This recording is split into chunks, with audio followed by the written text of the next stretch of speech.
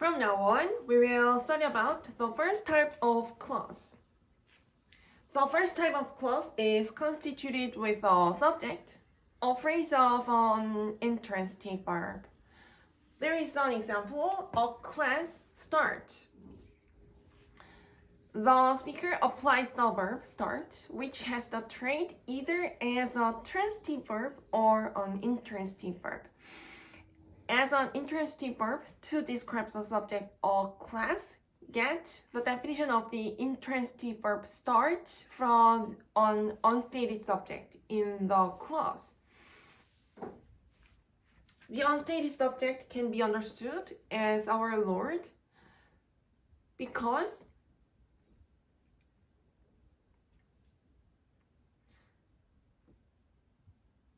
that is the premise to deal with time in a clause.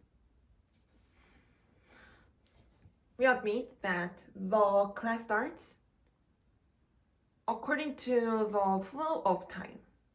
At a specific time, the class starts, and the flow of time is allowed by our Lord. So we can understand the unstated subject is our Lord. The unstated subject that makes the subject a class to get the definition of the intransitive verb start as an object can be considered a point in time because the subject is stated in a clause on the premise that the subject exists at a point in time and a place. There is the second example, you are. The speaker describes the existence of the listeners as the subject with a be verb, or whose existence is already revealed with the fact that the listeners are indicated by the personal pronoun you. The speaker can reveal that the listeners exist only with the indicated word you, but the speaker intends to state a clause about the existence of the listeners with the be verb are that describes the listeners as the with the existences. The speaker states the clause on the premise that the listeners as the subject exist at the present and in a place. The two premises of a subject that exists are a point in time and a place.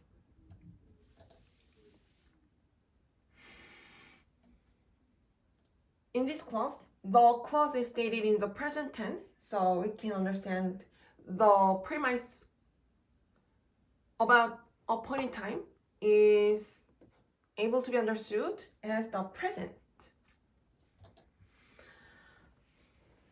The clause in which the be verb in a phrase of the intransitive verb is only applied describes the existence of the subject or the subject, which is the most fundamental intention of the speaker. There is a comparison. You were, he was.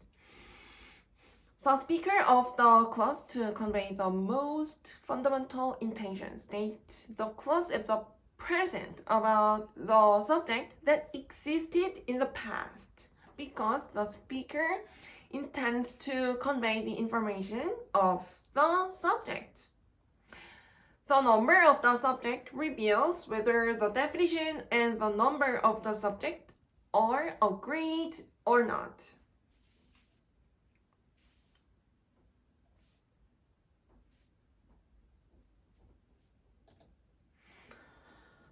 So the speaker who states a clause about the subject that existed reveals the information about the number of the subject with the form of the be verb. The speaker reveals the information about the subject, especially with the number.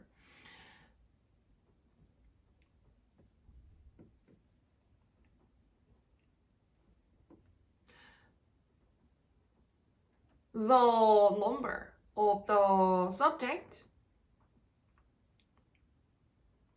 that existed in the past can be the supportive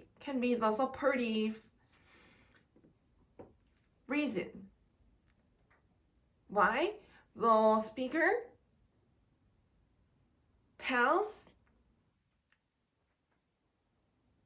the speaker states a clause about the subject that existed in the past. For the speaker, the present is important, but the speaker intentionally mentions the subject or subjects that existed in the past. This means that the speaker thinks that the subject or subjects in the past that existed in the past is still important in the present. So the speaker tries to deliver the importance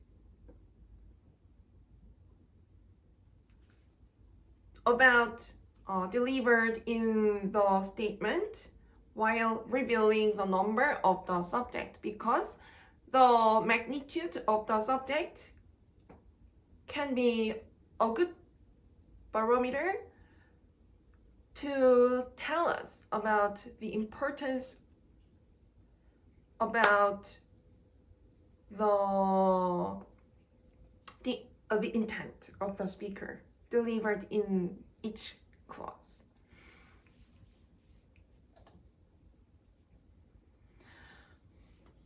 The second type of clause is we will study about the second type of clause.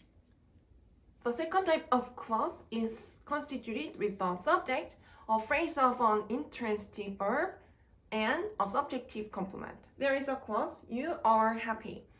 The speaker applies the be verb are to describe the condition of the listeners as the subject on the premise that the listeners exist. Thank you for watching.